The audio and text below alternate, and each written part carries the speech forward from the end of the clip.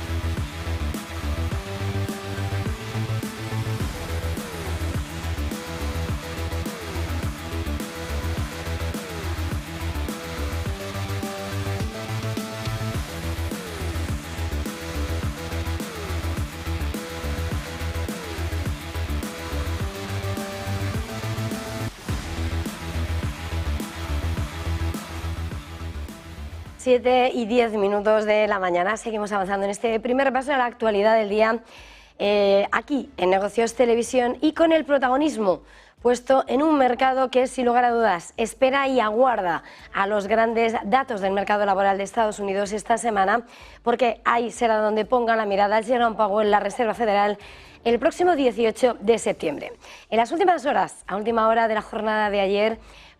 se publicaba el libro beige de la Fed, en el que la Reserva Federal dibuja un panorama bastante claro. La actividad económica se ha debilitado en los Estados Unidos, mientras que el mercado laboral se mantiene estable en general, aunque hay informes aislados de que las empresas han ocupado solo los puestos necesarios, están reduciendo las horas y turnos, como también reducen los niveles generales de empleo debido al desgaste. En cuanto al crecimiento, se ha elevado levemente en 3 distritos, mientras que los que registraban una actividad estable o un descenso ha aumentado de 5 a 9 en el último examen de la Reserva Federal. Según este informe, el gasto de los consumidores ha disminuido ligeramente tras haberse mantenido estable en el mes anterior. Las ventas de automóviles, por ejemplo, han seguido variando según la lectura de cada distrito, y ya saben que es uno de los datos con los que se mide el comportamiento del consumidor americano. La actividad manufacturera disminuye en la mayoría de los distritos y en 2 de ellos se ha notado que esas disminuciones son en gran parte las contracciones del curso. En el sector y en construcción residencial y actividad inmobiliaria, la lectura es mixta, aunque la mayoría indica ventas de viviendas más débiles. Y entre las declaraciones autorizadas de las últimas horas, las del presidente de la Reserva Federal de Atlanta, Raphael Bostic, ha señalado que los recientes informes lo que están haciendo es reforzar su confianza en que la inflación está ahora en una trayectoria sostenible, para volver a ese objetivo de la Reserva Federal del 2%, con las presiones sobre los precios cayendo, dice, de forma rápida y amplia. Con este diagnóstico ha lanzado una advertencia sobre el hecho de que se mantengan durante demasiado tiempo, unos tipos de interés demasiado altos y restrictivos. Asegura que corre el riesgo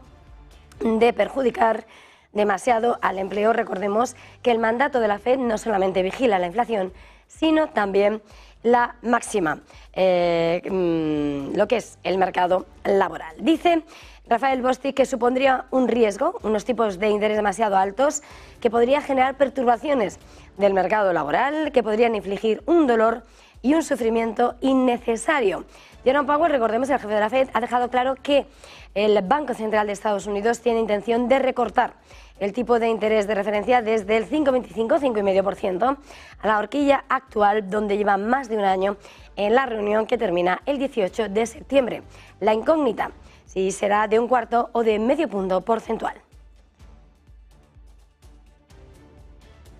Y precisamente con la mirada del mercado muy puesta en lo que está siendo el comportamiento, la normalización en el mercado laboral, hemos visto al mercado americano extender las caídas con las que ha arrancado este mes de septiembre. Este miércoles el S&P 500 se ha dejado un 0,2% en lo que ha supuesto un movimiento moderado a la baja, pero que continúa las caídas del 2% con las que arrancaba la semana y mes. Cuarta pérdida en 5 sesiones, y por el lado tecnológico también el Nasdaq Composite, que arrancaba con una caída del 3% en la semana, con ese fuerte componente tecnológico, ha caído el 0,3%, ya que 5 de los 7 magníficos han visto caer sus títulos. Los datos publicados de este miércoles han mostrado que las ofertas de empleo, esas jobs, esas vacantes de empleo, han caído en julio a su nivel más bajo en más de 3 años, lo que ha impulsado las apuestas de que la Reserva Federal recortará los tipos de interés varias veces. Las bolsas caen, aunque sin embargo hemos visto cómo los bonos del Tesoro han subido en una sesión volátil, ya que los inversores están leyendo y evaluando cada dato económico que muestra desaceleración del mercado laboral en los Estados Unidos, y sobre todo en la espera de conocer el informe de empleo final de este viernes, y sobre todo tras la sacudida que sufrían los mercados el 5 de agosto tras ver un aumento en ese dato de desempleo hasta el 4,3%. Ahora se espera desaceleración en 2 décimas. Veremos a ver. El rendimiento del bono del Tesoro a 2 años en Estados Unidos cedía 0,12 puntos porcentuales hasta el 3,77%, su nivel más bajo desde mayo de 2023, y el de a 10 años, el Treasury, 0,08 puntos porcentuales a la baja hasta el 3,76%.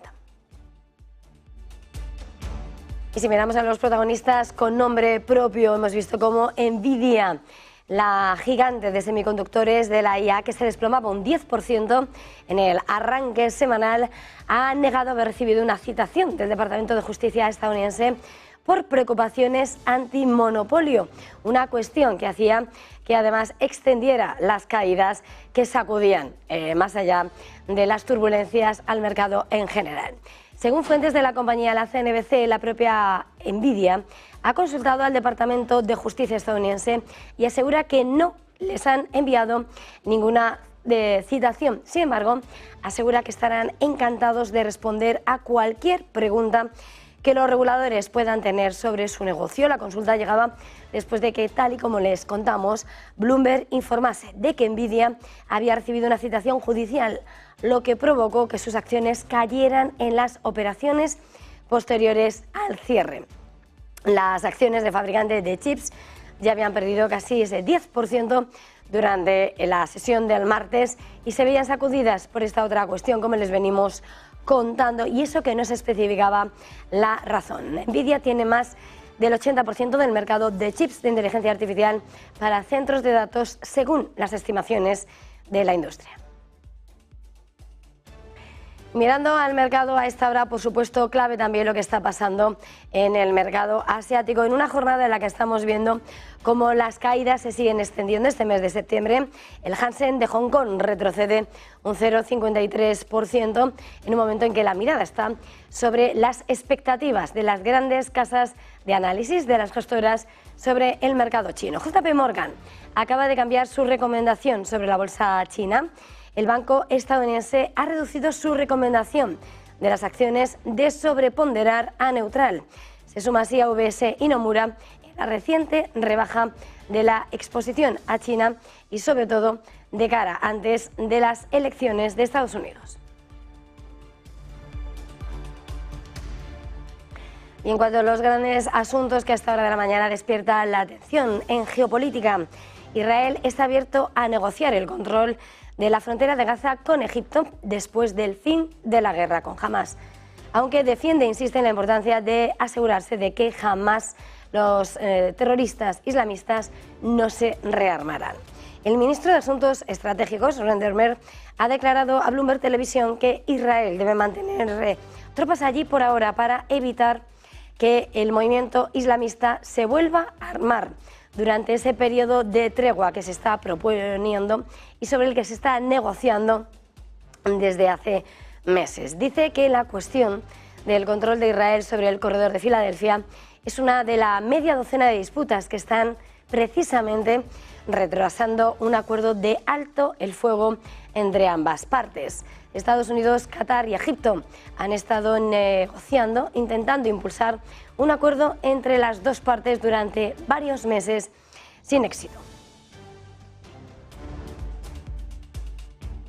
Y desde Estados Unidos, por supuesto, ahora mismo uno de los grandes puntos de atención está la mirada puesta sobre Rusia en lo que podría ser su injerencia en las elecciones presidenciales del próximo 5 de noviembre. El Departamento de Justicia se está incautando de docenas de sitios web bajo el argumento de que Rusia los estaría utilizando para difundir desinformación y propaganda en un esfuerzo por interferir en las elecciones estadounidenses. Incautaciones que forman parte de un conjunto todavía más amplio de medidas drásticas que Washington está tomando contra lo que dice son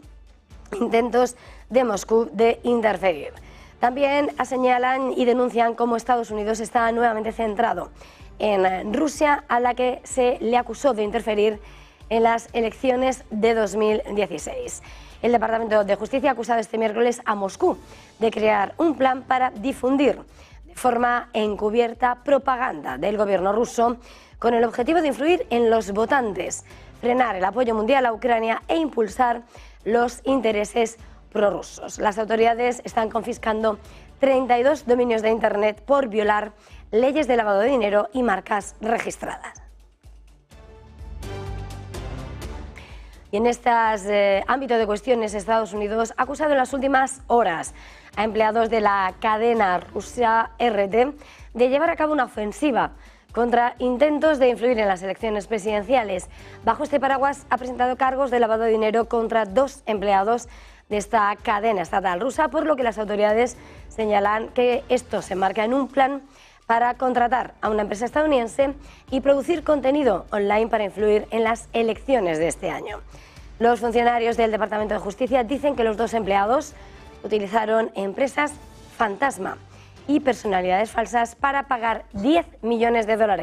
a una empresa anónima de Tennessee para producir vídeos en línea destinados a amplificar las divisiones políticas en Estados Unidos.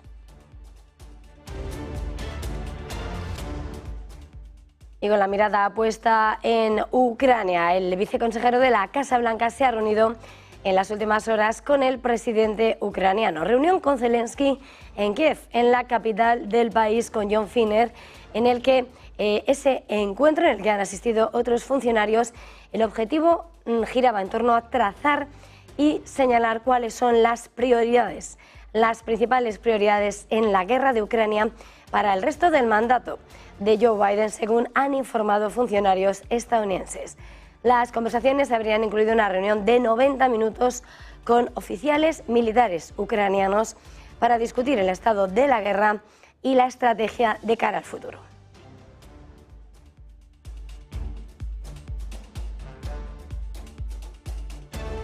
En una lectura más económica, importante la huella que pueden dejar los próximos pasos a dar por parte de la administración Biden, que parece se encamina a bloquear la adquisición de US Steel por Nippon Steel y lo hará alegando riesgos para la seguridad nacional. En este marco, los títulos de US Steel se han desplomado en las últimas horas en el mercado americano. Según publica además a esta hora Reuters en exclusiva, el gobierno de Joe Biden habría informado a la nipona en una carta este pasado fin de semana, el sábado, de que su adquisición de US Steel por 14.900 millones de dólares representaría un riesgo para la seguridad nacional al dañar la industria siderúrgica estadounidense. Una muestra más de que el jefe de la Casa Blanca torpedeará la operación, según ha cotizado ya el mercado. Un 17% es lo que se dejaban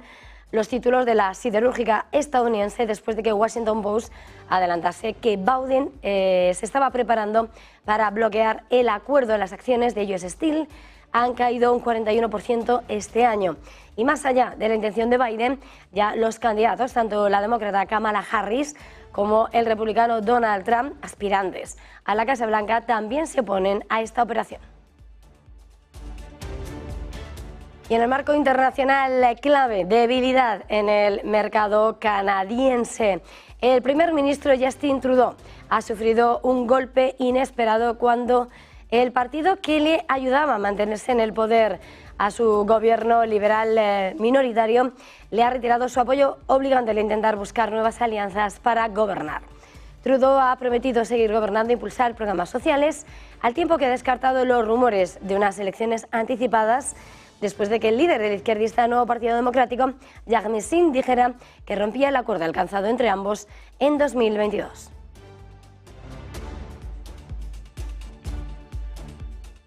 Y precisamente, sí, mirando a la convocatoria en las urnas del próximo mes de noviembre, Kamala Harris, la ahora candidata demócrata a la Casa Blanca, se desmarca de lo que había sido hasta ahora la propuesta de Joe Biden para las ganancias de capitales para los más ricos. Reduce su propuesta de tipo máximo impositivo al 28% con respecto al cerca del 40%, el 39,6% que figuraba en las propuestas fiscales de Joe Biden. Un guiño, una mano tendida a Wall Street, según lee el mercado, por parte de la candidata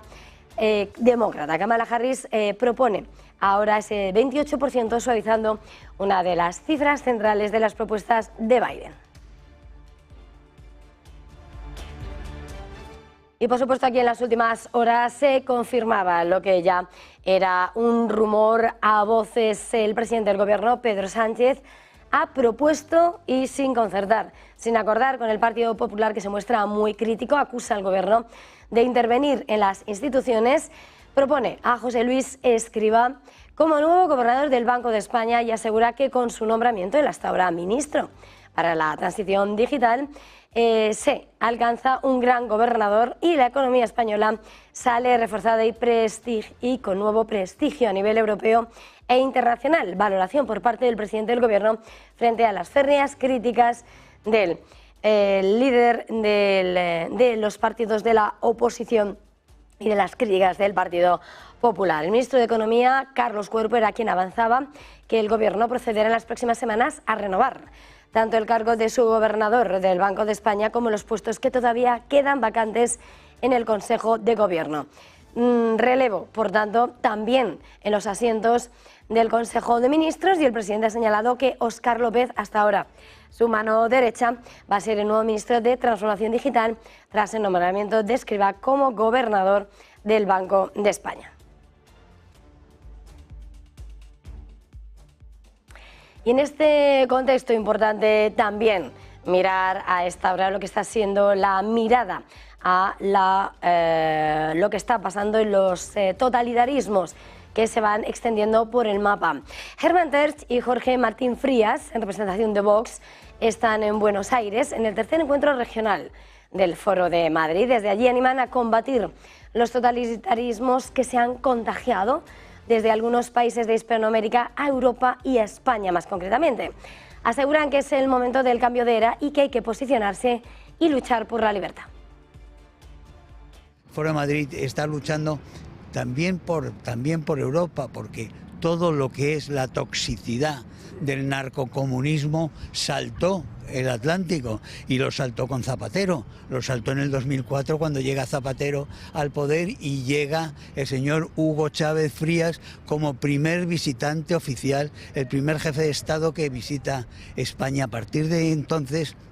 España entra en un proceso muy paralelo al que hay aquí, y ahora lo estamos viendo. Con Sánchez se está consumando lo que es el fraccionamiento de la nación y lo que es el empobrecimiento masivo, el desmantelamiento de las libertades y de las instituciones, y el crear un sistema arbitrario de unos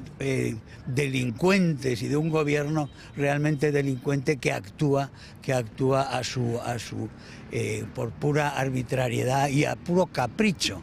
con la familia metida dentro de las redes de la corrupción, con beneficios hacia su entorno sin pudor ninguno. Es decir, los elementos que tanto daño han hecho en América han saltado a Europa y tenemos que combatirlos allí y aquí. Y queremos que el Foro de Madrid aquí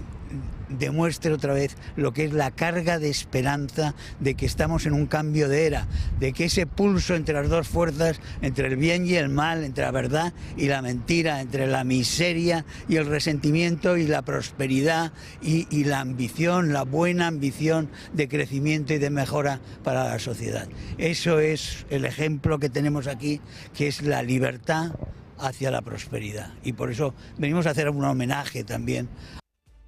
En este punto hacemos una pequeña pausa y enseguida volvemos.